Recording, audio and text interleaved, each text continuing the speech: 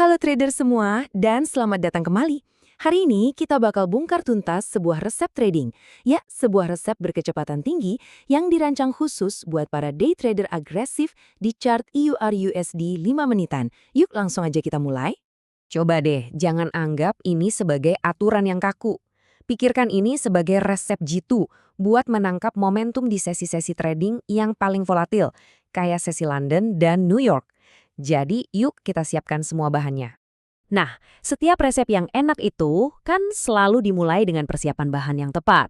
Jadi, bagian pertama dari resep kita adalah menyiapkan semua alatnya. Pengaturan indikator yang presisi ini jadi kunci utama strategi ini loh.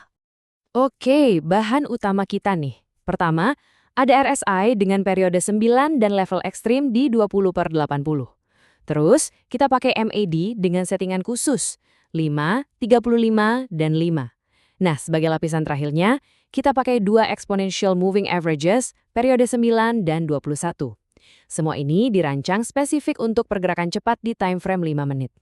Jadi, kenapa sih pengaturannya beda dari standar? Jawabannya simple, kecepatan. Level RSI 20/80 yang lebih ekstrim ini gunanya buat menyaring noise pasar, jadi bisa mengurangi sinyal palsu. Sementara itu, MACD yang lebih cepat ini sengaja dibuat super responsif biar kita nggak ketinggalan perubahan momentum sekecil apapun di chart 5 menit. Oke, bahan-bahan sudah siap. Sekarang saatnya kita masuk ke langkah-langkahnya. Instruksi pertama dalam resep kita, kondisi apa aja yang harus terpenuhi untuk membuka posisi beli. Ada 3 syarat mutlak ya. Pertama, RSI harus nunjukin tenaga dengan naik melewati level 50. Kedua, MACD harus kasih sinyal bullish crossover, plus histogram hijaunya makin besar. Dan yang ketiga, trennya harus mendukung kita. Harga harus ada di atas EMA 9 dan 21.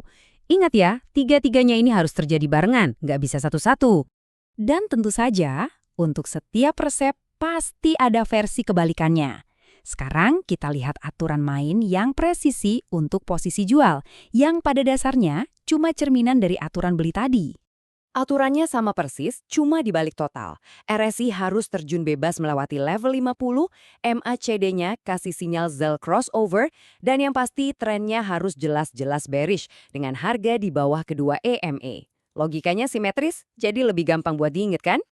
Oke, nah ini dia bagian yang paling krusial dari resep manapun, langkah-langkah pengamanannya.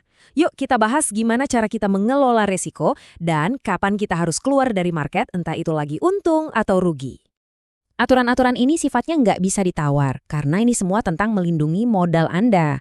Target profit kita di 10-15 pips dengan stop loss yang ketat 8-10 pips saja.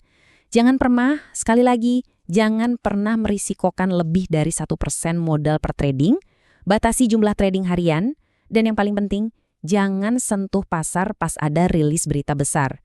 Ingat, disiplin di sini jauh lebih penting daripada sinyal masuk sebagus apapun. Terus, kinerjanya gimana? Nah, ini yang menarik. Berdasarkan backtesting, strategi ini punya tingkat kemenangan sekitar 65%. Untuk sebuah strategi scalping yang super cepat, angka segitu tuh solid banget. Nah, keunggulan strategi ini kelihatan jelas di sini. Rasio risk to reward-nya 1:1,5. Artinya apa? Artinya untuk setiap 1 unit resiko yang kita ambil, potensi imbalannya itu 1,5 unit.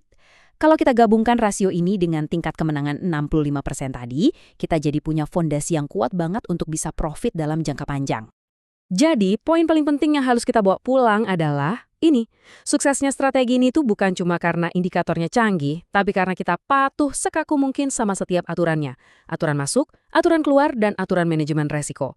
Tanpa disiplin, resep terbaik di dunia pun bisa gagal total. Jadi, resepnya udah lengkap di depan Anda, komplit dengan semua langkah dan pengamanannya. Pertanyaan terakhir sekarang bukan lagi tentang strateginya, tapi tentang kita, tentang Anda.